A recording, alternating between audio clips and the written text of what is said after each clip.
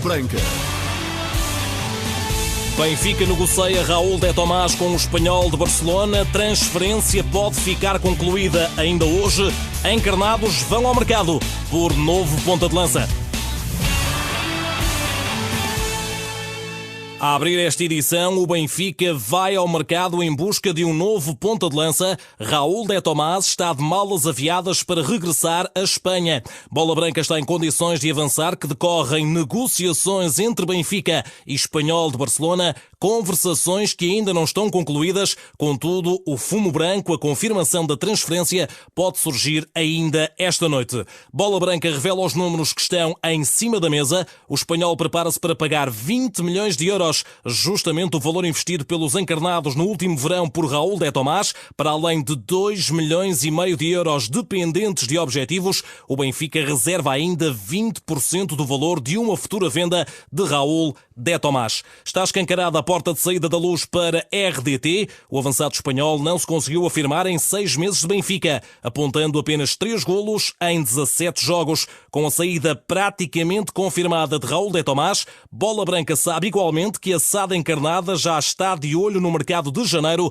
em busca de um novo ponta de lança. Voltaremos a falar do Benfica dentro desta edição. Para já, dentro de 15 dias, ficará a saber-se se Frederico Varandas vai enfrentar ou não uma Assembleia Geral Destitutiva. O movimento Dar Futuro ao Sporting entregou esta tarde em Alvalade as assinaturas para a marcação de uma reunião magna de sócios com o objetivo de fazer cair a atual direção do Sporting. Os subscritores deste pedido alegam justa causa para justificar o pedido de uma Assembleia Geral Destitutiva, explica António Delgado, porta-voz do movimento Dar Futuro ao Sporting. Há várias violações de estatutos por parte dos órgãos sociais e acreditamos que essas violações constituem justa causa para a revogação do seu mandato. Mas, ainda assim, nós acreditamos que a justa causa é deliberada pelos sócios, em Assembleia Geral Comum. São 24 os argumentos que, de acordo com o movimento Dar Futuro ao Sporting, concedem justa causa ao pedido de Assembleia Geral Destitutiva, o principal dos quais diz então respeito a essa acusação de violação dos estatutos.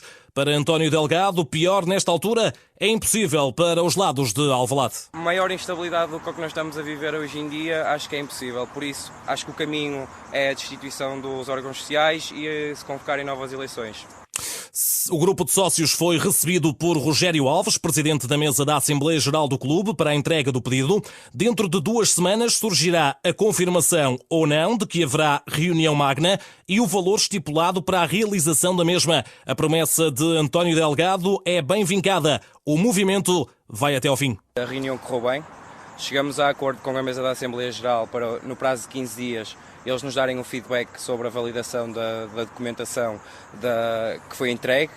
Em 15 dias também nos vão dizer o valor da Assembleia Geral, que posteriormente teremos 15 dias para depositar na conta do clube para a realização da mesma e vamos para a frente com o nosso caminho. A Assembleia Geral vai ser uma realidade e as pessoas vão ter que aceitar com isso. Nas últimas semanas, o movimento Dar Futuro ao Sporting foi ligado às claques leoninas. António Delgado desmente liminarmente esse cenário. Somos totalmente distintos, não temos relações com qualquer claque no sentido de ter apoio delas, não. As claques, se forem sócios do Sporting e quiserem aceitar o nosso movimento, nós não podemos negar. Aceitamos que todos os sócios nos apoiem, mas não temos qualquer ligação a claques. Sem ligação a claques, o movimento é composto de jovens sócios com total independência. Antigos candidatos à presidência do Sporting não estão também envolvidos. Quem está por trás deste movimento sou eu, o Carlos, e mais 4 ou 5 jovens que estão a trabalhar arduamente connosco para querer dar um futuro ao Sporting. Mais ninguém está por trás. Não há nenhum candidato, não há nenhum antigo presidente, não há ninguém que esteja por trás do movimento. É totalmente independente e nós só queremos primar pela independência do movimento até ao fim. António Delgado, porta-voz do movimento Dar Futuro ao Sporting. Junta-se a esta edição, como habitualmente, o jornalista Ribeiro Cristóvão. Olá, Cristóvão, muito boa noite. Olá, José Pedro, muito boa noite. Este acaba por ser verdadeiramente o primeiro momento do mandato em que Frederico Varandas pode ser colocado perante um cenário de destituição. E os sócios proponentes dessa Assembleia Geral têm toda a legitimidade para o fazer. Os estatutos prevêem-no e eles nada mais fizeram do que realmente seguir essa linha estatutária e pedir esta Assembleia Geral. Agora vamos ver que consequências é que daqui poderão advir. Isto é, se para já o Presidente da Assembleia Geral vai aceder a este pedido, se a Assembleia será convocada e depois também, no caso de ela vir a realizar-se, quais os resultados finais que daí poderão resultar. Agora, o que me parece é que realmente, nesta altura, esta Assembleia Geral não tem grande cabimento. Aliás, é até caso para perguntar onde é que estavam estes associados quando assistiam aos desmandos e às violações dos estatutos do Presidente anterior e que então nada fizeram. É caso realmente para fazer e repetir esta pergunta. Onde estavam estes associados? Mas, claro que os sócios é que são soberanos e terão uma palavra a dizer. Certamente que, apesar dos erros cometidos por Frederico Varandas ao longo do seu mandato e, sobretudo, aqueles que têm a ver com a má preparação da temporada de futebol que está a decorrer, com os resultados que estão à vista, claro que há realmente erros, mas certamente que não serão de monta suficiente para que possa levar-se por diante uma Assembleia Geral com intuitos de destituir esta direção. Aguardemos, de facto a expectativa passa a ser muito grande, mas o Presidente da Assembleia Geral, tendo entre mãos um problema, será certamente capaz de o resolver bem e a curto prazo. Obrigado, Cristóvão, e até amanhã. Até amanhã, muito boa noite. Opinião de Ribeiro Cristóvão com lugar cativo em bola branca alargada.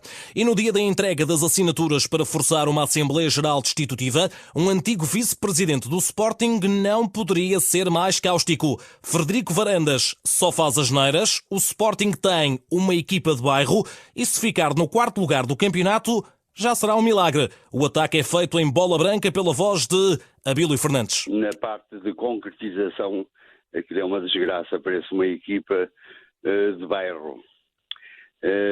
Acho que isto deve-se à falta de capacidade e de conhecimento desta direção e muito concretamente do seu presidente, que só tem feito asneiras durante este meio mandato, que ainda não chegou ao meio mandato, está a cerca de um ano e piques de mandato, mas que efetivamente é uma desilusão para todos os sportinguistas o comportamento que ele tem tido.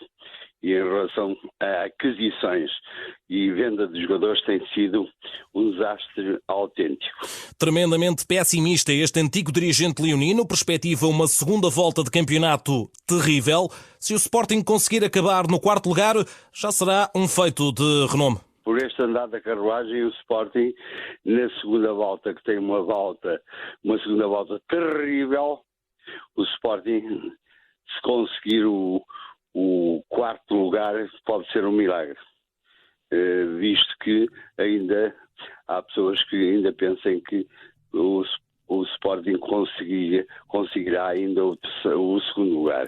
Abílio Fernandes lança um olhar sobre o panorama global do Sporting e confessa temer pelo futuro de um clube que não tem quer património imobiliário, quer património humano. Ficou sem o património, tanto o imobiliário como humano, e o Sporting neste momento está numa situação caótica e muito difícil,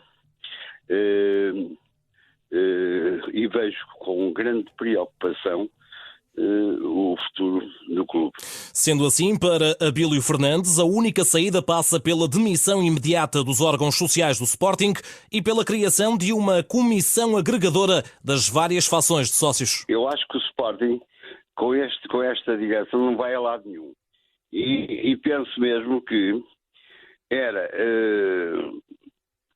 se efetivamente a Assembleia se vier a fazer e os órgãos sociais sejam destituídos, eu acho que era a altura de criarem uma comissão administrativa de várias fações, porque o Sporting, infelizmente, está todo ele dividido.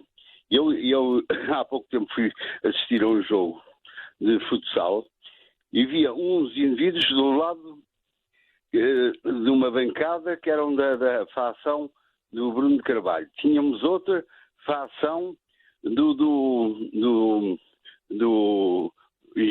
Dr. Varandas.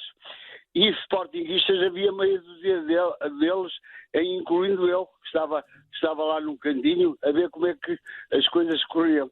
Uma comissão agregadora de várias opiniões, de várias fações. Várias fações, exatamente, para a ver se tentámos erguer o clube, porque o clube está numa situação caótica. Abílio Fernandes, corrosivo em Bola Branca. Agora, o julgamento do ataque à Academia de Alcochete, Jorge Jesus revelou em tribunal que foi Bruno de Carvalho que pediu a alteração da hora do treino no dia do ataque à Academia. O treinador também confirmou que foi agredido, descrevendo os momentos vividos na fatídica tarde de 15 de maio de 2018. O ex-treinador do Sporting, atual campeão do Brasil e da Libertadores pelo Flamengo, foi ouvido por videoconferência no julgamento do ataque à Academia. Sessão de hoje no Tribunal de Monsanto, acompanhada e relatada a par e passo pelo Rui Viegas. Foi Bruno de Carvalho quem pediu, numa reunião na véspera, para que fosse alterado para a tarde o treino que no dia do ataque a Alcochete estaria pensado para a parte da manhã, pois só assim, segundo o ex-presidente, haveria tempo de concluir as notas de culpa de uma equipa técnica que, de acordo com o próprio Bruno de Carvalho, estava no fim da linha. Este relato foi feito ao 17º dia do julgamento por Jorge Jesus, na primeira vez também em que alguém o deu a saber de forma taxativa. Em mais de 3 horas de audiência vespertina por videoconferência, o treinador referiu igualmente que havia grande confiança entre os ex-líderes do clube e da claque Juveléu. Foi uma tarde em que muito se falou das agressões vistas e sentidas por Jesus, que admitiu ter pedido ajuda durante o ataque a Fernando Mendes, mas este, à conversa nas instalações com outras pessoas, respondeu que nada podia fazer. Mendes, que contou o técnico, havia prometido, ainda na Madeira, estar presente no regresso da equipa aos treinos. Jesus relatou a seguir que os jogadores evitaram Bruno de Carvalho quando este chegou ao Alcochete. Nem vale a pena ele vir, disse o técnico, citando os atletas, quando estes souberam que o antigo presidente estava a caminho da academia após a invasão. De resto, segundo Jesus, somaram-se os confrontos de palavras entre as partes. Havia uma insatisfação geral do grupo com Bruno de Carvalho, acrescentou o treinador, confessando que ele próprio disse ao ex-presidente leonino, a seguir à invasão, que queria sair porque não queria trabalhar mais com Bruno de Carvalho, apesar de ter mais um ano de contrato. Uma situação que mexeu profissionalmente e emocionalmente consigo e também com a equipa que se apresentou perdida e descomprometida na final do Jamor com o Aves, nas palavras quase finais de Jesus. Para além de tudo isto, destaque igualmente para o incidente neste dia entre Jorge Jesus e o advogado de Bruno de Carvalho. Perante as insistências de Miguel Fonseca, o treinador pediu para falar com a juíza Sílvia Pires e perguntou irritado se aquele senhor estava a fazer-lhe um interrogatório. Esta quarta-feira serão ouvidos o futebolista André Pinto, de manhã, e o preparador físico Mário Monteiro à tarde. Jorge Jesus, destaque do dia pela tarde. Durante a manhã não se realizou a sessão que previa o testemunho do ex-jogador dos Leões, Rubén Ribeiro. Atualmente no Gil Vicente, o avançado não foi notificado e por isso não se apresentou em tribunal para prestar declarações. Rubén Ribeiro será agora novamente notificado para ser ouvido numa outra data. O Conselho de Disciplina da Federação instaurou processos disciplinares a Vitória de Guimarães e Benfica na sequência do jogo entre os dois emblemas no passado sábado. Recorde-se que, para além de incidentes nas bancadas, o jogo esteve interrompido em 4 ocasiões devido ao arremesso de tochas e cadeiras para o relvado. Para já, em matéria de sanções, ou seja, multas, o Vitória paga 3.570 euros pela utilização indevida de aparelhagem sonora do estádio. Aos 36 minutos, as duas equipas foram ainda multadas devido ao atraso no regresso para a segunda parte. 286 euros é a multa para o Vitória, 408 euros para o Benfica. O certificado internacional de Julian Weigl já chegou. Tal como Bola Branca avançou durante a tarde, a documentação do jogador já está regularizada na Liga Portugal. O alemão pode estrear-se sexta-feira pelo Benfica no jogo com o Desportivo das Aves. A Liga já havia confirmado a inscrição do reforço de inverno, mas avisou que o médio alemão só poderia jogar quando chegasse o certificado, algo que já sucedeu, pode confirmar Bola Branca. Nas primeiras palavras, em português, ou melhor, na primeira tentativa tentativa de Weigl em falar português, o jogador ao site do clube pediu a comparência dos adeptos no jogo de sexta-feira, confirmando assim que também ele poderá estar na Luz, mas dentro das 4 linhas. Sexta-feira? Sexta-feira? Que estamos com o vosso apoio. Contamos? No. One more. 2, 3 times. Sexta-feira, que... How's the second one? Sexta-feira, que estamos contigo. No. Contamos contigo. Sexta-feira, que estamos contigo. One more time and I get it. Sexta-feira, que estamos contigo. Pelo Benfica. A última foi mesmo de vez. E o jogo em casa diante do destacado Lanterna Vermelha do campeonato é a oportunidade ideal para a estreia de Julian Weigl. Em bola branca, o antigo jogador dos encarnados Petit, que também jogou na Bundesliga alemã, considera o desafio com o Aves ideal para a estreia do médio na Primeira Liga. Ainda para mais, sendo o encontro no Estádio da Luz, onde a adaptação é mais fácil de acontecer. Pode ser uma estreia, derivado também ao adversário, o fator também de jogar em casa perante o público. A adaptação não é diferente como se fosse fora, por isso acredito que possa ser a estreia dele perante um adversário que também está a lutar por seus objetivos. Acredito que possa ser a sua estreia. Este Weigl, certamente para quem não está muito atento, o que é que pode trazer este futebol do Benfica? Pode trazer muita qualidade na saída de bola, um jogador inteligente, com tanto no passe curto como no passe longo, um jogador que se posiciona bem tanto na fase de construção como na fase quando perde bola, na reação à perda da bola. É um jogador inteligente. Tenho a oportunidade de acompanhar o futebol alemão e vi já alguns jogos do Weigl. É um jogador muito inteligente, com muita capacidade de organização de bola. Por isso acredito que vai acrescentar muita qualidade ao Benfica. A chegada do internacional alemão aumenta as dores de cabeça para o treinador Bruno Lage, mas dores de cabeça boas, conclui Petit. Para aquela posição tem 2, 3 jogadores, tem o Florentino, tem o Gabriel, mesmo para o Weigl, tem o Samaris, que também é um jogador que faz aquela posição, que já está em Portugal há alguns anos, que já ganhou muitos títulos, por isso é uma boa dor de cabeça para o Bruno Lage. Quanto ao campeonato, Petit resume a luta do título aos 2 primeiros. São eles Benfica e Futebol Clube do Porto. É uma luta a 2 pelo título. Porto e Benfica já nos últimos anos tem sido assim, e este ano ainda mais destacado pela diferença pontual que tem para o Sporting e também para o próprio Braga.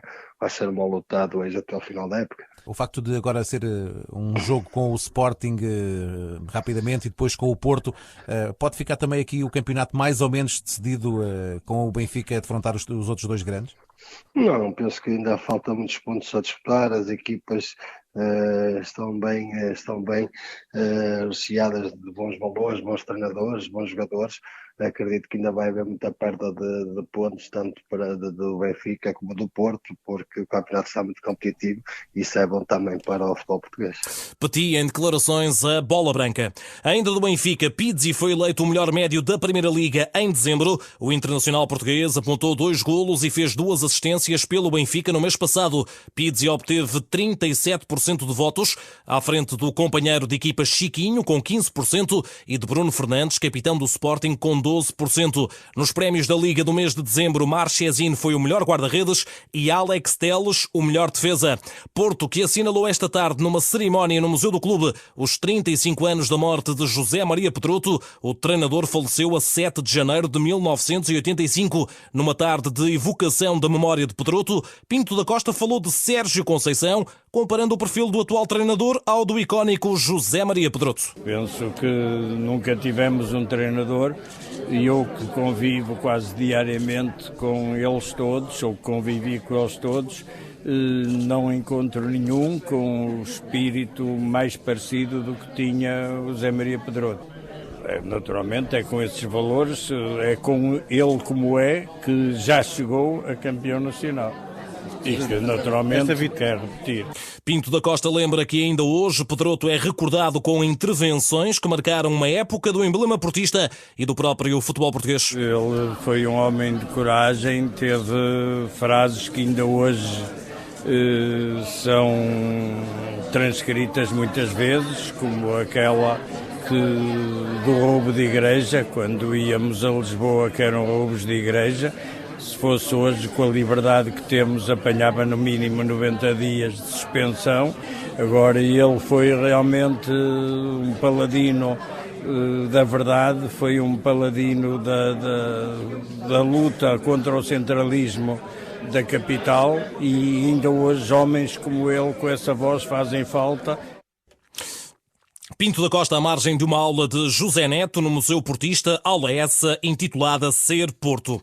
No plano desportivo, dentro das 4 linhas, o Porto vai sexta-feira à Moreira de Cónegos sem os centrais titulares. Pepe está lesionado, Marcano cumpre castigo. Ausências que, na opinião do antigo central do Moreirense, Sérgio Lomba, fragilizam a defensiva portista, mas que não deverão comprometer a ambição da equipa. Tanto um como outro defesas são defesas muito experientes, com muitos jogos no campeonato, e só a presença deles às vezes já mete respeito, como a pessoa costuma dizer, intimida, não é? Depois vão jogar 2 jovens que têm que ter valor para estar no Porto, não é? E um já demonstrou isso muitas vezes. Agora é lógico que pode fragilizar um bocadinho ali a defesa, mas não é, acho eu que não pode ser por aí que o Porto seja mais fraco, digamos. Não. Sérgio Conceição já anunciou que a dupla de centrais do Porto em Moreira de Cónegos será formada por Mbemba e Diogo Leite. O central de 20 anos tem futuro, mas precisa de minutos, adverte Sérgio Lomba em Bola Branca. Há que dar a oportunidade a esses miúdos que aparecem, não é? Porque não vamos querer que ele saia agora dos júniores ou das camadas jovens e ter logo um central com experiência para jogar num Porto ou num Sporting ou num Benfica, não é? Que é difícil agora, com experiência, ou até jogar ao lado de um Pepe ou de um Marcano a ganhar experiência, de certeza que vai ter um futuro muito bom. Sérgio Lomba atribui o favoritismo ao Porto no jogo de sexta-feira em Moreira de Cónegos. No Moreirense, o treinador Ricardo Soares, que se estreou com derrota em Passos de Ferreira, faz o segundo jogo no comando dos Cónegos. Por isso, o antigo central não espera ainda grande impacto pela recente mudança de treinador. Mudança de treinador é o que eu costumo dizer, às vezes pode ser boa, pode ser mau. Um treinador que vem novo, pode conhece a equipa pela parte de fora, digamos, pode analisar o jogo pela parte de fora, mas em termos de jogadores, depois de os conhecer, moralmente não sabem como é que eles estão, se estão em baixo, se não estão. Pode ajudar um bocado, mas não acho que possa influenciar muito. Um bocadinho talvez, mas não é por aí a grande diferença. O Porto normalmente é sempre favorito, não é? Tirando quando joga contra os grandes há sempre ali uma percentagem menor, mas depois quando joga contra as outras equipas é sempre favorito, não é? E se quiser ser campeão não pode estar a perder pontos, digamos, contra estas equipas. E no mercado, o Sporting estará interessado na contratação do melhor marcador da Liga da Eslováquia, András Sporar, ponta de lança do Slovan Bratislava. Um dirigente do clube da capital eslovaca revelou à imprensa escocesa que o Sporting, o Al-Garrafa do Qatar e um clube russo estão na corrida por Sporar, também pretendido pelo Celtic de Glasgow. O Celtic estará disponível para oferecer cerca de 8 milhões de euros pelo jogador, e o Slovan aparentemente tem leilão aberto por Sporar, avançado que soma 21 golos esta época, 2 deles apontados ao Braga na Liga Europa. Na temporada passada, András Sporar foi o melhor marcador do campeonato eslovaco, com 29 golos. Fora dos planos do Sporting está Dabur. O jogador esteve no radar leonino neste mercado de inverno. O avançado israelita deixou o Sevilha e assinou pelos alemães do Hoffenheim. Dabur, de 27 anos, não entrava nas opções de Lopetegui em Sevilha. Optou pelo Hoffenheim para jogar com maior regularidade. Assinou pelo clube alemão até junho de 2024. O defesa direito Ivo Pinto é reforço do Famalicão por empréstimo do Dinamo de Zagreb. Ivo Pinto, de 30 anos, regressa a Portugal depois de 7 épocas e meia no estrangeiro. Formado no Porto, o defesa chegou a fazer um jogo pela equipa principal. Foi cedido a Gil Vicente, Vitória de Setúbal e Sporting da Covilhã, antes de se transferir para o Rio Ave. Nunca jogou pelo clube de Vila do Conde, que o cedeu a Leiria e Cluj da Roménia. Após o sucesso na Croácia, o lateral rumou a Inglaterra para representar o Norwich, clube pelo qual se estreou na Premier League e pelo qual venceu o Championship na época passada. Ivo Pinto é o segundo reforço de inverno confirmado pelo Famalicão, depois de garantida a contratação do marfinense Ibrahim Cissé, central ex-Nice. Ao Marítimo chega um médio colombiano, Diego Moreno, reforça a equipa de José Gomes. Diego Moreno reforça os madeirenses, proveniente do Atlético Huila. Na segunda liga, o Estoril oficializou esta tarde a saída do treinador Tiago Fernandes. O clube canarinho também confirma que, tal como Bola Branca havia avançado ontem, Pedro Duarte, treinador dos Sub-23, vai assumir o cargo de treinador da equipa principal.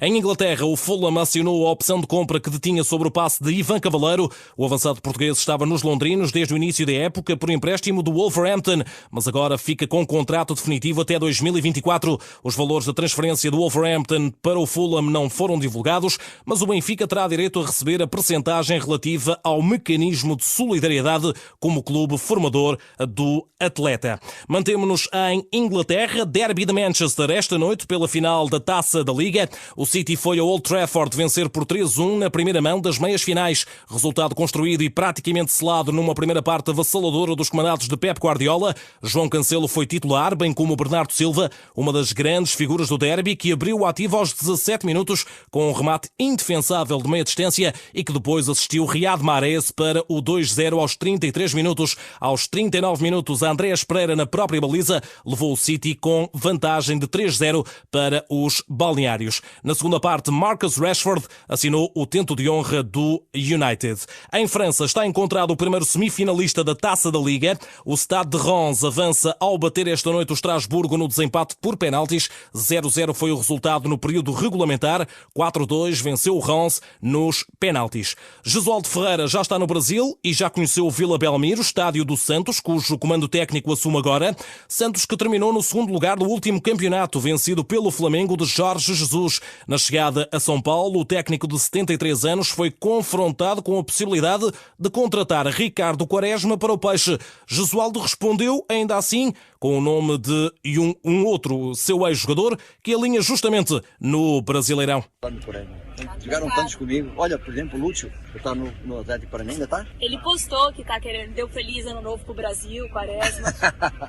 Não, isso é tudo temas que vamos falar agora com calma. Jesualdo Ferreira chega ao Campeonato Brasileiro depois do título conquistado por Jorge Jesus e tem um objetivo bem definido: tornar o Santos uma equipa mais forte. Não é a primeira vez que eu estou fora do país e nunca existia esta situação boa que aconteceu com o Jorge Jesus. É uma história diferente, eu creio. Estou aqui porque fui convidado e tenho muito orgulho nisso e muito prazer. E vou fazer pelo meu trabalho, o nosso trabalho, aliás, com a equipa técnica toda, na tentativa de conseguir que o Santos seja ainda melhor do que foi a época passada. Jesualdo Ferreira, mais um treinador em busca do sucesso em terras de Veracruz, será apresentado amanhã em Vila Belmiro, 13h30 da tarde, hora de Portugal continental.